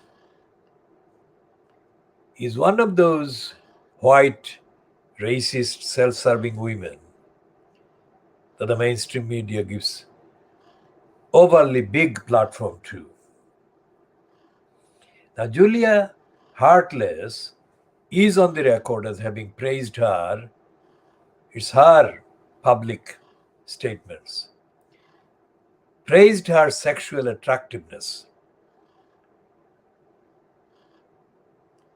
Because although she says that she didn't suffer any harm when a man put their hand on her thigh or her leg or whatever. She says that, but she also says that while she is exploiting the Ferrari created by somebody else, accusing another person of sexually harassing them. Think about the complexity and subtleness of this operator, Julia Heartless, whatever. Now, Julia Heartless is the second one after Katie Hopkins. Well, Alison Pierce is another one. But Julia Heartless, Alison Pierce, Carol Moron, and a few others are on the list of, let's say, 10 anti-Muslim, racist white women. And Julia Heartless has been having a very enjoyable 24 hours so far at the expense of the Batley School Muslim protesters. Now, I have to say again very clearly, this program is not a chat show. It's not a talk show. It is unique in the sense that we are going into depth and details, chapter and verse. And again, I say the offer is available, open to anyone who thinks that any fact or factual reference that I've made or I'm making is open to challenge substantially. They can send a direct message by following the Twitter account, but otherwise, we don't entertain any kind of communication for the sake of it or for the aggro. And what happened with Julia Hartley, whatever, is that she's one of those people who muscles her way into the platform. I mean, the first effective muscle woman to exploit her being a woman was, of course, Janet Street Porter. But Janet Street Porter is now more than 70 years old, and a relatively younger one like Julia Heartless is given the space more readily than Janet Street Porter gets. So all these women who hate Muslims and who are white get away with their anti-Muslim incitement. Because no Muslim woman with the grounded knowledge, and ethical, evidential authority exists to challenge any of them. Now, there is a dubious name, not the person, I'm saying the name, which comes across like a Hindu name. And apparently, the person whose name it is claims to be a Muslim. But then she has posted in the past, boasts that she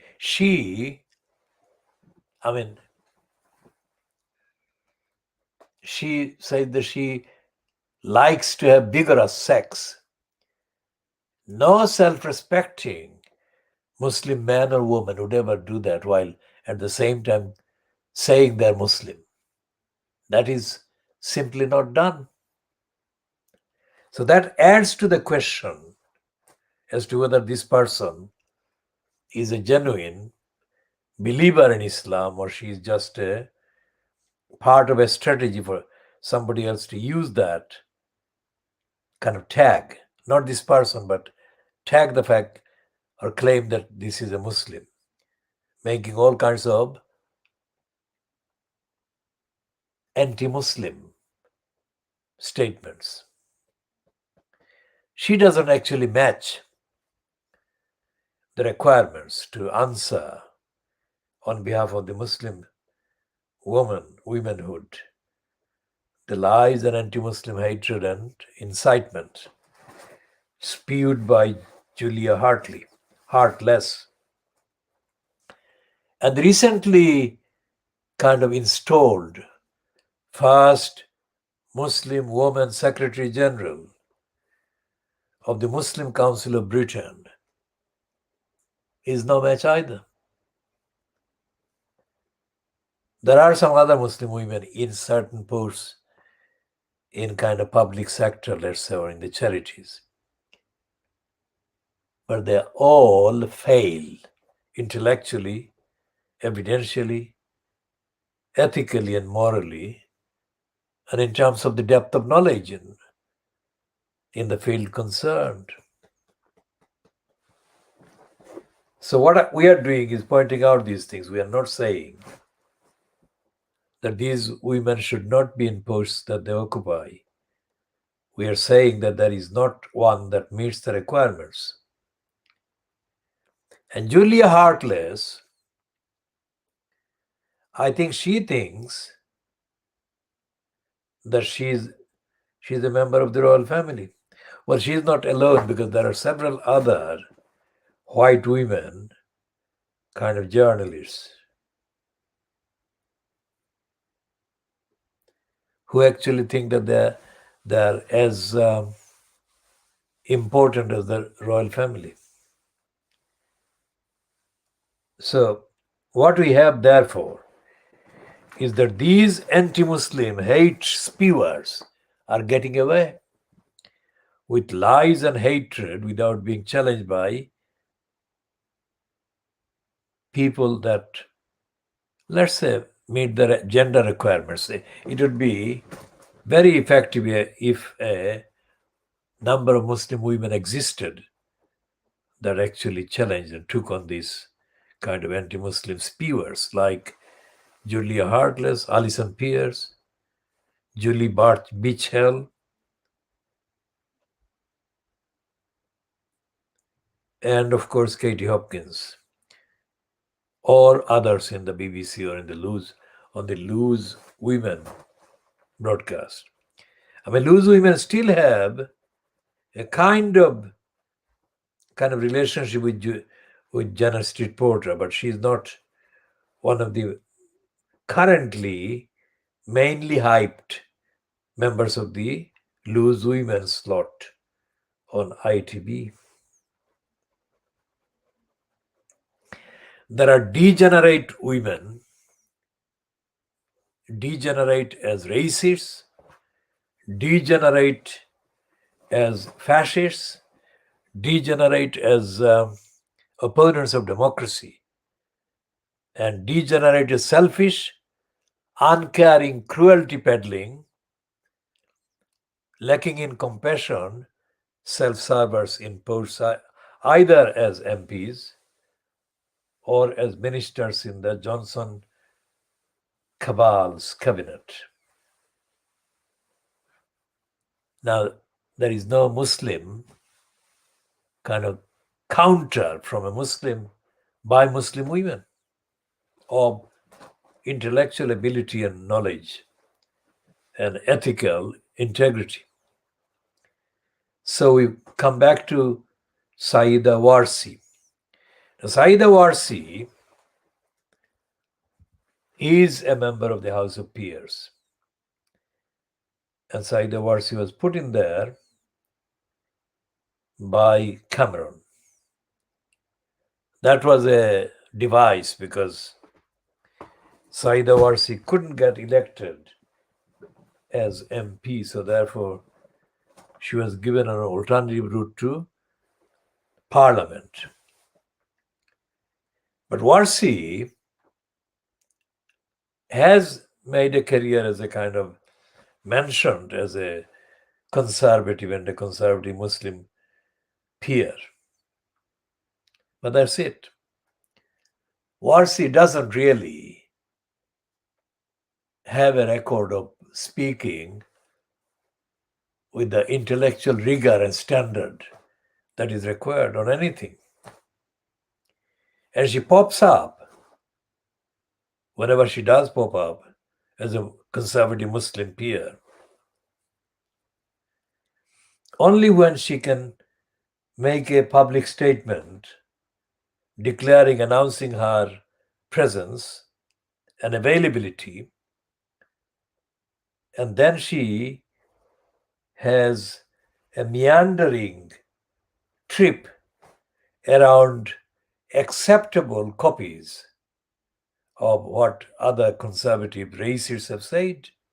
So she uses racist words, anti-Muslim words and phrases, and she doesn't add to the substance of the debate, let alone create a movement away from the status quo of anti-Muslim hostility and racist hostility and anti-Windrush generation hostility. So we find this country in public debate and discourse and public platforms as descending into fascism every time. And no organized opposition is being offered to the fascist descent.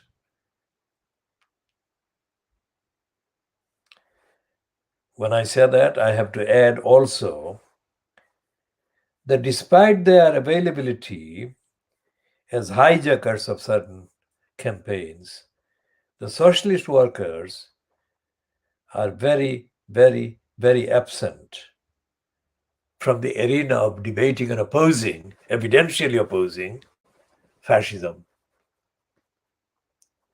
Now, the socialist workers don't claim Owen Jones as one of their members. But Owen Jones, who is a hypocrite, he comes from the Merseyside area, I think, but he's a mainstream media kind of practitioner because of his membership of the corrupt club, Oxbridge. He has got the label of having gone to an Oxford college.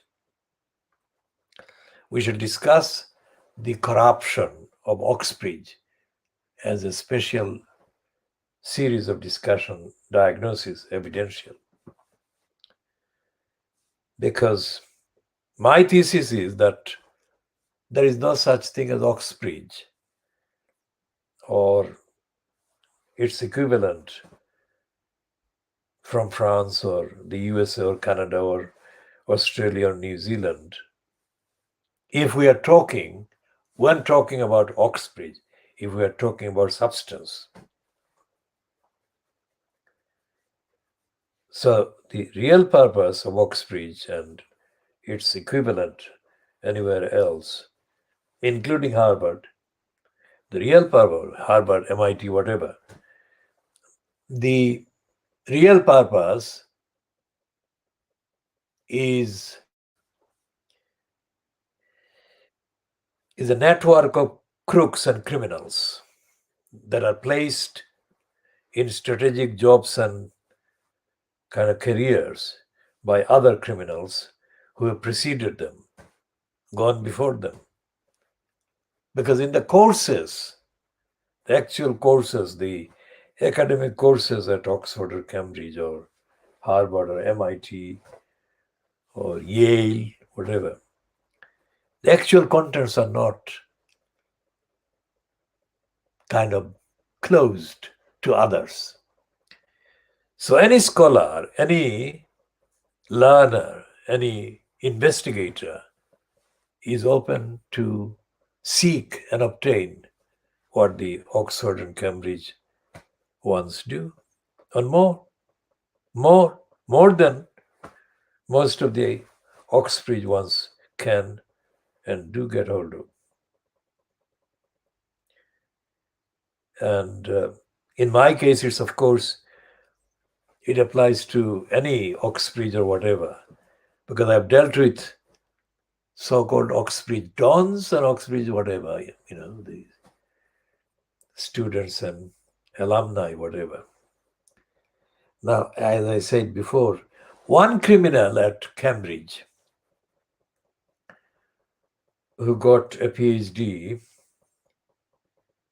and he got that by using significant help from my family in London and in Bangladesh.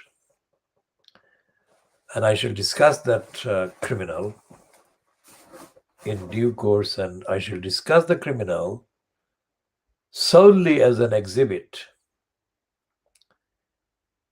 to further the argument that having a PhD is no proof that somebody has achieved anything. The substance has to be there. In fact, so many PhDs are dished out by so many British universities of the so-called Russell Group that are absolutely pieces of criminality. Lies, fraud, deception, theft, plagiarism, and worse. So I shall discuss this criminal who is actually a resident in the London borough of Waltham Forest. He lives in the Leighton area. And I actually taught him over a period of 2 years. And this criminal has written a so-called PhD thesis, he says, about community groups in Tower Hamlets, Bangladeshi community groups in Tower Hamlets. Now, those who have been watching this program will know that we are conducting investigation into the events of the subcontinent starting in August 1947 up to now. As part of that, we are investigating the role of the Indian cinema, and we shall be looking at the role of the Pakistani cinema, the Bangladesh cinema, as part of the examination of the evidence from August 1947 to now. And all the things that are used as symbols or representative symbols, evidential, factually representative symbols of what the promise was for the kind of so-called movement for independence from the British, and what the reality has been. That is not the only aspect, but that's the key aspect of it. And looking at the whole subcontinent by using my involvement in the actual aims of freedom and liberation and human rights, I think we are doing another original investigation that will expose and have sharply kind of focused implications and lessons about the taking for granted of the slogans about independence by the systematic crooks who have taken positions in business, in government, and in parliaments and so on, and are doing more damage to the human rights and basic rights, civil liberties of the people in these countries than is ever being recognized, either in the media or in parliament or in politics or in any other part. I mean, two incidents that happened to the Nehru family. Of course, the deaths of Indira Gandhi and her son Rajiv Gandhi. Those two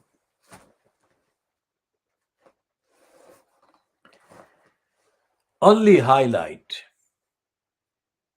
the failures of the Nehru dynasty to understand the purpose of independence, the purpose of independent India. Now, Nehru wasn't kind of murdered like Indira Gandhi or Rajiv Gandhi, but Nehru did a serious series of disservice to the country. He lied about Kashmir and he lied about other parts, and he actually founded or laid the foundation of the very expensive, tense relationship between India and Pakistan. The independence for both Pakistan and India in 1947 was not supposed to be creating the kind of tension and hostility that it did create. So what I'm doing is looking at the evidence of why this happened and why is the Indian and Pakistani and Bangladeshi so-called media completely silent. I have looked at too many Indian films in the lockdown, let's say, and the films are flimsy, shallow, and very artificial, and hardly any mention of the actual promise for independence, the promise that were promises made for the people of India in the run-up to the 1947, August 1947, end of the so-called empire.